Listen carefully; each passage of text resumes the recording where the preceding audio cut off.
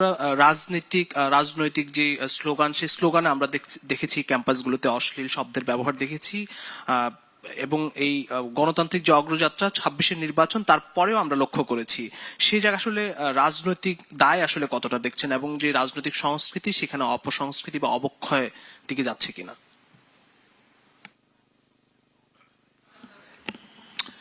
এটা একটা জটিল প্রশ্ন, কেননা রাজনীতিকে সবকিছুর জন্য দায়ী করার একটা প্রবণতা বাংলাদেশে আছে, এবং আপনারা অহেতুক এটা নিয়ে আলোচনা করছেন এই কারণে যে এই অশ্লীলতা এবং শ্লীলতার যে সংজ্ঞা, এই সংজ্ঞা আসলে সময়ের সাথে সাথে পরিবর্তিত হয়। এক সময় সাহিত্যে যাকে অশ্লীলতা বলা হতো, এখন সেটাকে বলা হয় যে এটা সাহিত্যে সাধারণ ঘটনা। এক সময় যে বইগুলিকে মানুষ পড়তে এক ধরনের দ্বিধাদ্বন্দ্ব অনুভব করত, এখন মনে করা হয় যে সেগুলি অনেক শিল্পসম্মত অশ্লীলতা ছিল। কিন্তু রাজনীতিতে অশ্লীলতা বলতে আসলে আপনারা এখন যেটাকে মনে করছেন সেটা হচ্ছে যে অকথ্য ভাষায় গালিগালাজ করা হচ্ছে এবং স্লোগানে আপত্তিকর শব্দ ব্যবহার করা হচ্ছে, সোশ্যাল মিডিয়াতে বিনা বিচারে মানুষকে আক্রমণ করার একটা প্রবণতা তৈরি হয়েছে, এবং রাজনীতিবিদরাও একে অন্যের প্রতি খুব একটা শ্রদ্ধাশীল আচরণ করছেন না। এখন এটা কেন হয়েছে এই প্রশ্ন যদি করেন, তাহলে এটা অনেক গভীরে চলে যেতে হবে। বাংলাদেশে শিক্ষা বলে কিছু আছে? বাংলাদেশে কোনো শিক্ষা নাই। কারণ আপনি স্কুলে ভর্তি হলে আপনার কি আচরণ পরিবর্তিত হয়? আপনি একটা ডিগ্রি পান, আপনি এসএসসি পাস করেন, এইচএসসি পাস করেন, ইউনিভার্সিটিতে ভর্তি হন, কিন্তু আপনার আচরণে কোনো পরিবর্তন আসে?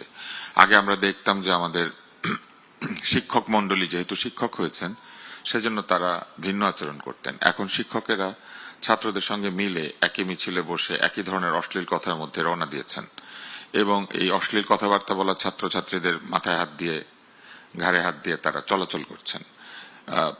অশ্লীলতার প্রসঙ্গ যদি আসে, তাহলে কোথায় কোথায় অশ্লীলতা করা যাবে না, আমাদের এরকম কিছু নির্দিষ্ট জায়গা ছিল।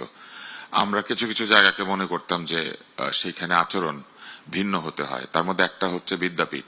বাংলাদেশের সর্বোচ্চ বিদ্যাপীঠ ঢাকা বিশ্ববিদ্যালয়, সেইখানে গত 18-20 মাসে অকথ্য সব কাণ্ড কারখানা হয়েছে।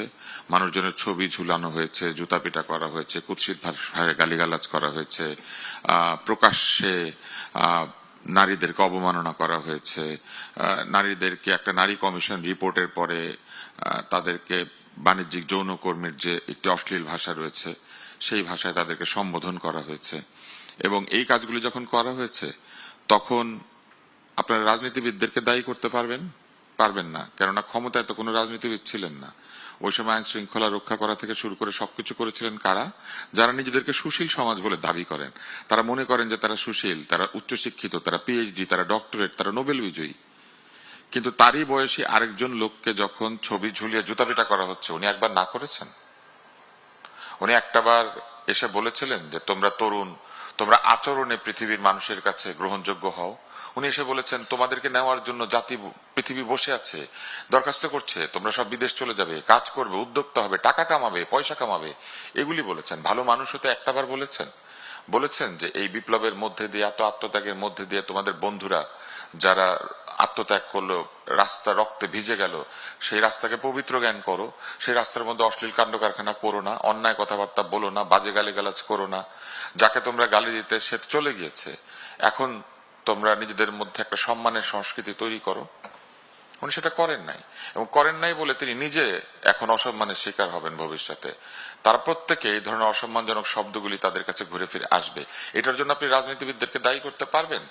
যখন টিএসসিতে একজন শিক্ষকের ছবিতে ছাত্ররা জুতাপিটা করছে, তারই ছাত্ররা অথবা তারই ছাত্রের বয়সী লোকেরা, তখন অন্য শিক্ষকরা গিয়ে বাধা দিয়েছেন। টিএসসিতে প্রক্টোরিয়ান রুল চলে না? বিশ্ববিদ্যালয়ে একজন বিরাট ভিসি এসেছিলেন, যিনি কিনা মানে ভিসিদের নাকি আদর্শ। উনি বাচ্চাদের সাথে খেলেন, মধ্যবয়সীদের সাথে গল্প করেন, উচ্চ বয়সীদের সাথে দোয়া দরুদ পড়েন। এসেছিলেন না একজন? উনি নিয়াজ বরকত হয়ে এসেছিলেন না আমাদের কাছে? উনি বাধা দিয়েছিলেন? ওনারই বিশ্ববিদ্যালয়ের শিক্ষককে বা ওনারই মতো আরেকজন শিক্ষককে যখন টিএসসিতে জুতাপিটা করা হচ্ছে, ওনার প্রক্টোরিয়ান টিম কোথায় ছিল? ছিল না তো। এখন এটার দায়িত্ব রাজনীতিবিদদেরকে দিতে পারবেন? রাজনীতিবিদরা এটার জন্য দায়ী? রাজনীতিবিদদের কি তো ওখানে জুতাপিটা করা হচ্ছে? তাহলে তারা কি নিজেরা নিজেদেরকে জুতাপিটা করতে পাঠিয়েছিলেন? পাঠান নাই। এখন দেখেন, একটু আগে যে আলাপটা হলো, পিতার বয়সীও না, পিতার চেয়েও বেশি বয়সী ব্যক্তিকে অকথ্য ভাষা আক্রমণ করা হচ্ছে। জি, আপনি বলুন। ধন্যবাদ, আমি আর বলবো না কথা।